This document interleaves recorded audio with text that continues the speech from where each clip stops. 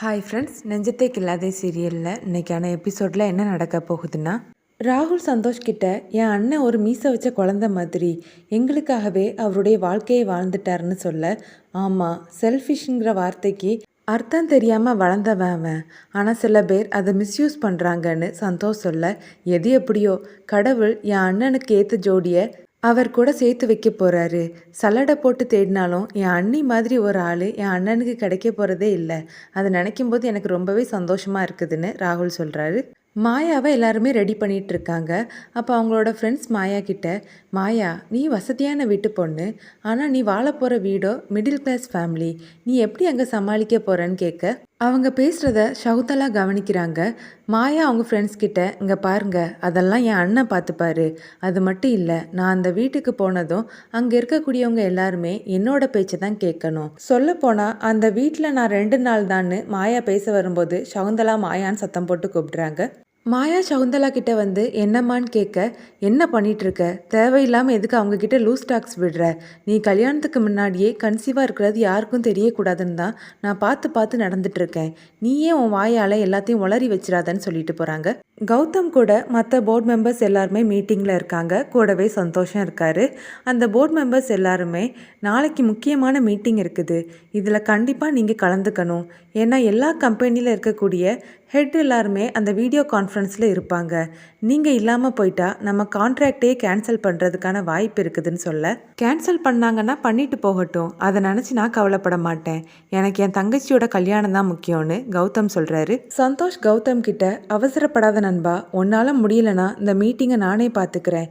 ஏன்னா இந்த கம்பெனியை நம்பி நீ மட்டும் இல்லை, பல பேர் குடும்பமும் சேர்ந்து இருக்குதுன்னு சொல்ல, கௌதமும் சரின்னு ஒத்துக்கிறாரு. அப்புறமா சந்தோஷ் கிட்ட, இங்கே பாரு, எந்த காரணத்தை கொண்டும் நாளைக்கு மீட்டிங் இருக்குது, அது இருக்குது, இது இருக்குதுன்னு என்னை டிஸ்டர்ப் பண்ணக்கூடாதுன்னு சொல்கிறாரு. மீட்டிங் முடிஞ்சு எல்லாரும் போனதுக்கப்புறமா சந்தோஷ் கௌதம் கிட்ட, என்ன நண்பா டென்ஷனாக இருக்கியான்னு கேட்க, இல்லைடா, நான் இப்போ தான் ரொம்பவே ரிலாக்ஸ்டாக இருக்கேன். இந்த ப்ராஜெக்ட்டு கான்ட்ராக்டு எல்லாத்தையுமே நீயே பார்த்துக்கோ, என் தங்கச்சியோடைய கல்யாணத்தை நான் என்ஜாய் பண்ண போகிறேன்னு சொல்கிறாரு. மாயா மேக்கப் போட்டுட்டு இருக்காங்க. அப்போ அகிலாண்டேஸ்வரி அங்கே வராங்க. மாயா, எவ்வளோ சின்ன பொண்ணாக இருந்த, இப்போ உனக்கு கல்யாணம் ஆக போகுது, என்னோட கிஃப்ட்டுன்னு சொல்லி நிறைய நகைகளை எடுத்து காட்டுறாங்க.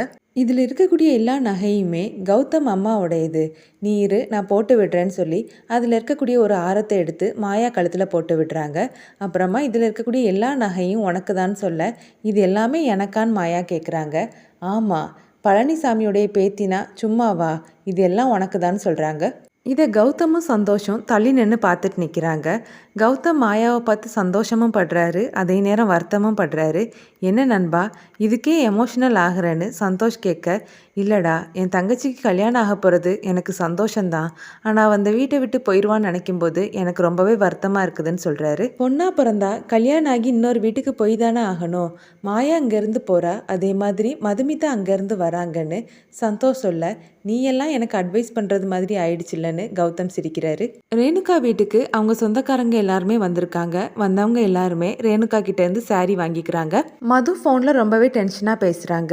ஏங்க, ஒரு இலைக்கு 350 ரூபா தானே சொன்னீங்க, இப்போ திடீர்னு 500 ரூபான்னு சொல்கிறீங்க, இந்த 10 நாளைக்குள்ளால் உங்களுக்கு விலை ஏறி போச்சுதான்னு கேட்டு அந்த கேட்ரிங்காரர் கூட சண்டை போட்டுட்டு இருக்காங்க. ரேணுகா மது கிட்ட 500 ரூபான்னு சொன்னாலும் ஒத்துக்க வேண்டியதானடி, இதுக்காக எதுக்கு கணக்கு பார்த்துட்டு இருக்கேன்னு கேட்க, ஒரு லேடி வந்து மதுமிதா கிட்ட, மது அங்கே வந்து பாரு, டிவியில் மாப்பிள்ளை இன்டர்வியூ கொடுக்குறாரு, நாங்களாம் எங்கள் கல்யாணத்தை வீடியோவில் தான் பார்த்தோம், ஆனால் அந்த கல்யாணம் வேற லெவல் டின்னு சொல்ல, பாத்தியா, நீ 500 ரூபாய்க்கு யோசிக்கிற, அங்கே கல்யாணம் எவ்வளோ பிரம்மாண்டமாக நடக்குது பாருன்னு ரேணுகா சொல்கிறாங்க.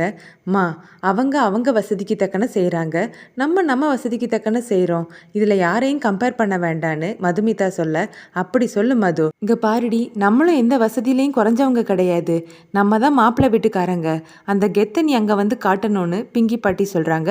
ஸ்னேகாவோட லாயர் ஒரு பேப்பரை கொண்டு வந்து ஸ்னேகா கிட்ட கொடுக்குறாங்க. ஸ்னேகா அதை இன்ஸ்பெக்டர் கிட்ட கொடுத்து, இங்கே பாருங்க மேடம், இது பெயில் ஆர்டர், நீங்கள் என்ன உடனே கோர்ட்டில் ப்ரொடியூஸ் பண்ணி ஆகணும்னு சொல்கிறாங்க. அந்த இன்ஸ்பெக்டர் அந்த பெயில் பேப்பரை பார்த்துட்டு இருக்காங்க. அப்போ ஸ்னேகா அவங்க கிட்ட, நீங்கள் இதை யார் சொல்லி செஞ்சுருக்கீங்கன்னு எனக்கு நல்லாவே தெரியும், எல்லாம் அந்த கௌதம் சொல்லி தானே செஞ்சுருக்கீங்க, இங்கே பாருங்க, மரியாதையாக என்னை கோர்ட்டில் ப்ரொடியூஸ் பண்ணிடுங்க, இல்லைனா நான் ஐஜி வரைக்கும் போவேன், உங்கள் மேலே கேஸ் போட வேண்டியதெல்லாம் வந்துரும்னு சொல்கிறாங்க. கல்யாண மண்டபத்தில் அஸ்வினி ரொம்பவே டென்ஷனாக இருக்காங்க. ஏன் அஸ்வினி, என்ன ஆச்சுதுன்னு சகுந்தலா கேட்க, இந்த கிரேட் கௌதம் பழனிசாமியோடைய தங்கச்சின்னு தான் பேர், ஆனால் எங்களுக்கு அதுக்கான மரியாதை கிடைக்கலம்மான்னு சொல்ல, இப்போ என்ன ஆச்சுது, எதுக்காக இப்படி பேசுகிறேன்னு சகுந்தலா கேட்கும்போது, இல்லைம்மா, கௌதம் அண்ணா அருண் கிட்ட வந்ததுலேருந்து எதுவுமே பேசலையா, அருண் ரொம்பவே வருத்தப்படுறாருன்னு சொல்கிறாங்க. ஏண்டி, இதெல்லாம் ஒரு பிரச்சனையா?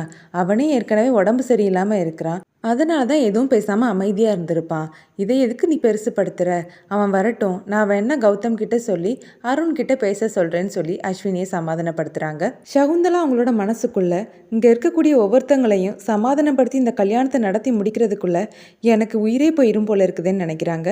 மண்டபத்துக்கு கௌதம் காரில் வந்து இறங்குறாரு. அவரை பார்த்ததும் மீடியா ஆட்கள் எல்லாருமே மைக் எடுத்துகிட்டு அவர்கிட்ட போகிறாங்க. சார், இந்த கல்யாணம் ரொம்ப பிரம்மாண்டமாக நடக்குதே, இந்த கல்யாணத்துக்கு யார் யார் வர போகிறாங்க, மினிஸ்டர்ஸ் வராங்களா, செலிப்ரிட்டிஸ் வராங்களான்னு அடுக்கடுக்காக கொஸ்டின் கேட்க, என்ன பேச விட மாட்டீங்களான்னு கௌதம் கேட்குறாரு.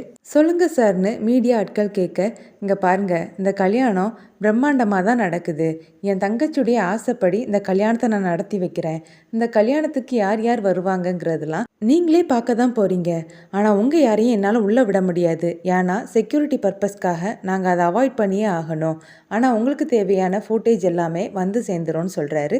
உங்கள் கல்யாணத்தை பற்றி ஏதாவது சொல்லுங்கள் சார், உங்கள் கல்யாணம் ஏன் இங்கே நடக்கலை, அது ஏன் சிம்பிளாக நடக்க போகுதுன்னு மீடியா ஆட்கள் கேட்க, அதெல்லாம் அப்புறமா பேசிக்கலான்னு சொல்லிட்டு கௌதம் உள்ளே போகிறாரு. அப்புறமா ஜீவாவும் அவரோட ஃபேமிலியும் காரில் வந்து இறங்குறத காட்டுறாங்க. மதுமிதா உள்ளே நடந்து வரும்போது கௌதம் அவங்களே பார்க்குறாரு. இதோட எபிசோட் முடியுது.